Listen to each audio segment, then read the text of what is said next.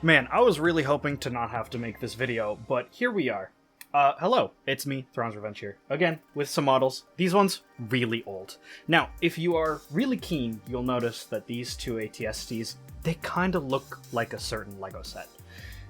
If you haven't picked up, this is the AT-ST head design from set number 8038-1, the Battle of Endor, which released in, ooh, that hurts, June 2009. I think my friend got this near the time that it was ending. I think that's 31st of December 2011.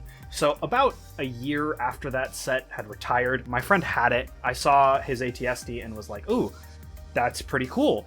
I found the instructions for that AT-ST and basically redesigned it to look more like something that I would want to use. So these two that you're seeing right here are like 12 years old, maybe 13 years old. These are old models for me, so this is kind of why I didn't want to show them, because I think looking at my work now, these look like garbage. These look absolutely dog shit.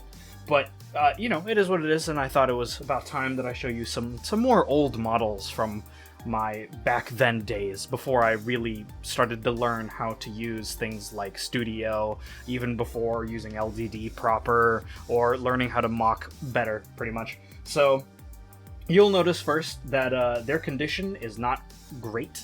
A lot of the pieces are kind of fading out and don't look that good. These have kind of been sitting on shelves for a long time. I remember I brought them to BrickCon like once or twice in 2014, maybe 2015, when I did like a little Hoth display. The two versions you see here, one is a standard AT-ST and the other one is the Hoth variant. So this is the standard, and then this is the Hoth version right here. You'll notice that the big main difference between these two is this one has the ports closed. I used 1x2 grill plates for that. The grill section for them is different. Then their weapons are also different. So this one has rockets and this one has the standard grenade launcher. And then their backs are different. I don't know why I did that. I think I just kind of made these up as I went.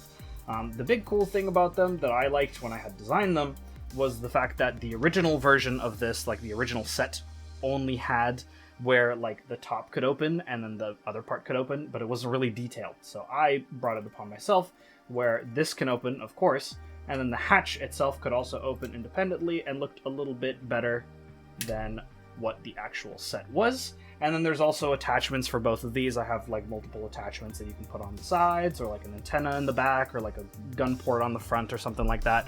I had a couple of different things that I could do with this to kind of like modularize them a little bit.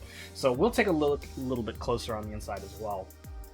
I found a modification I remember on YouTube back when I was making these, where there was a way to be able to fit two minifigs in there. So there are two chairs in there, which is able to fit two minifigs properly. Although when you put both minifigs in there, it does kind of jut out the sides a tiny bit. It's a little, you know, it's not as flush as I would like it to be. The big thing you'll notice that I redesigned was the main lower body and the legs. The legs for the original version of this in the bunker set was basically just generic Technic legs, and I think you were able to like rotate a thing on the back and the legs would move. Either the legs would move or the head would move. I don't remember which one. Most likely the head. But the legs on the model were static. They didn't really move much. My version, the legs would joint here, and then there'd be a joint here and here. The downside of this is that the way I designed this, it's really not good.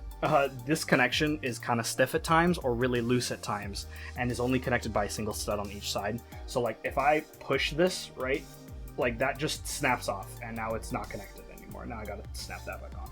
So that's not a good design at all. And you can see it's very Lego-like how this is made, because of course I was using the Lego instructions when I designed these way back then.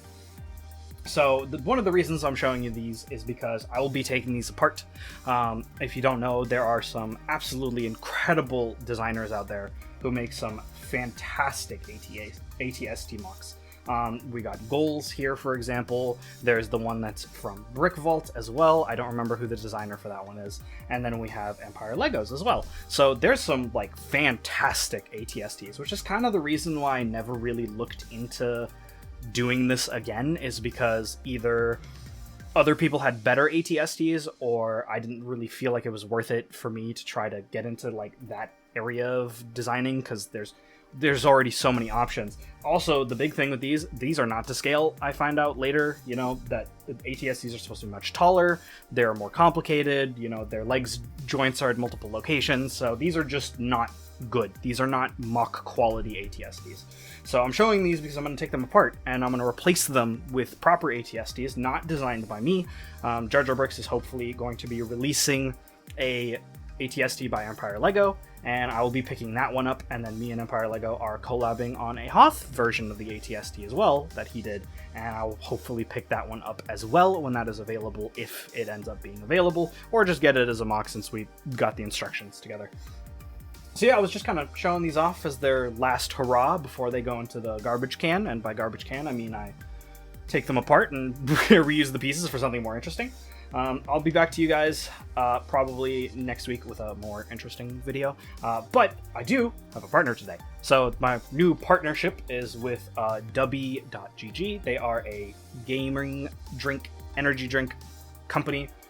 They've been pretty cool. I've just recently started working with them, so if you use code Thrawn at checkout, it gets 20% off, or you can use the code in the link. Thank you so much for them for working with me, and hopefully this will be a fun partnership in the future. That's all I got for you guys. As always, like, comment, and subscribe, and I'll see you guys next time. Peace out.